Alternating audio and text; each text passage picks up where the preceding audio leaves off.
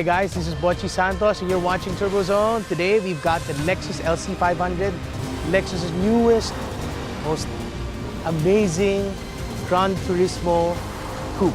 I'm really excited. I'm actually at a loss for words, but I have my driving gloves. So you know what? Before I say anything else, let's get in, let's get started, let's go.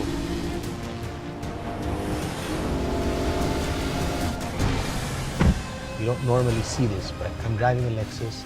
I'm wearing gloves because it is the type of car guys will get excited about. Yes, I know cynics here and there are going to snicker.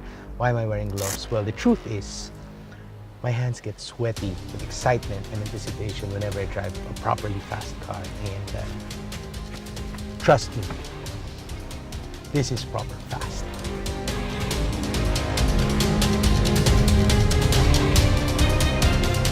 The LC500 is Lexus's newest rear-wheel drive platform. A modified version of this will underpin the next generation LS luxury limousine, and key characteristic of the car is very low center of gravity. Now, very low center of gravity will always help handling, braking, acceleration, and cornering. And the Lexus, well, you really feel you're down low, like you're practically sitting on the ground itself. The roof is very low, the profile is very sleek, it's a proper coupe, long hood, short rump, and mighty engine up there.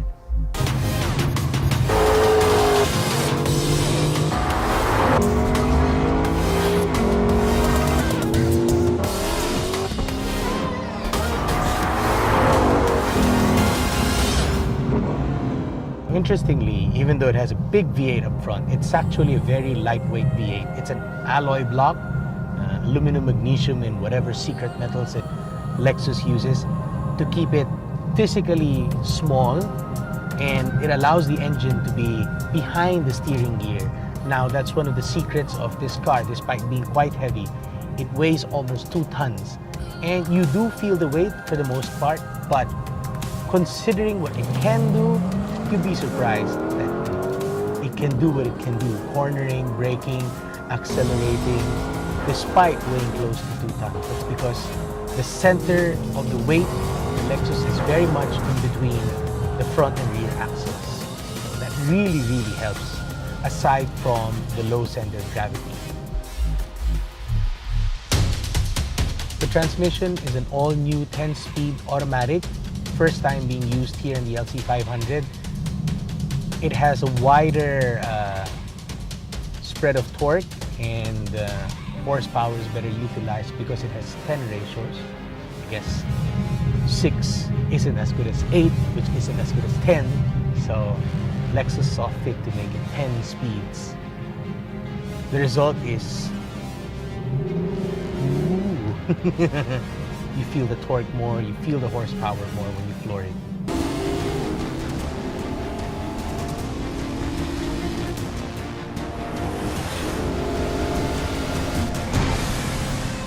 The engine, amazing.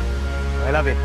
All alloy block, 5-liter V8, 471 horsepower, 540 Newton meters of torque. Dual intakes helps the sound, under full acceleration. Now, I read from other publications that the biggest restriction for the V8 engine are the exhaust headers because of the engine's relative width and size. And the chassis, which is quite narrow here, there's very little space between the headers and the shock turrets, so they couldn't make the exhaust ports bigger. But you remove the catalytic converters, even though you shouldn't, and somehow fit bigger pipes, the engine should breathe better and make even more power. There's also a lot of substantial bracing. There's 4 here that I can see, helps stiffen up the front end. And then the hood itself is actually made of aluminum, making it lightweight, helping to bring down the center of gravity further and removing mass up front, making the car more agile and less nose heavy. Definitely the best part of the car for me is the engine.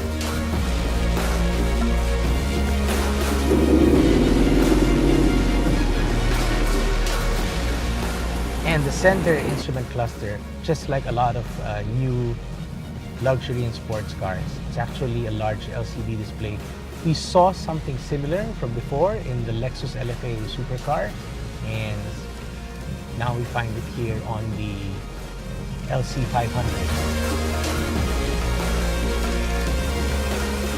People are going to compare the LC500 with the LFA supercar. The thing is, they're not like and like.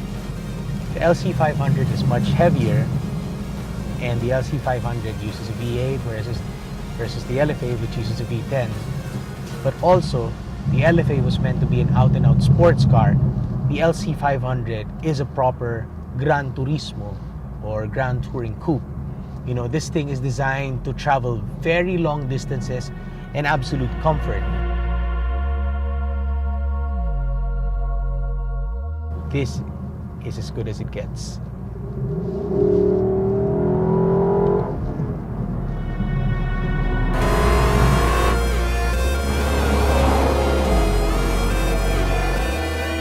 So guys, I hope you enjoyed our review of the LC500. It's an amazing car, you know. Just to add, there's so much details here. Every exterior panel is aluminum or carbon fiber. The roof, carbon fiber, the trunk, carbon fiber. There's a spoiler that pops up at a certain speed to keep the rear end more stable. 21-inch wheels, really nice. Big spindle grille, the amazing engine, the exotic interior. There's just too much detail for me to soak in.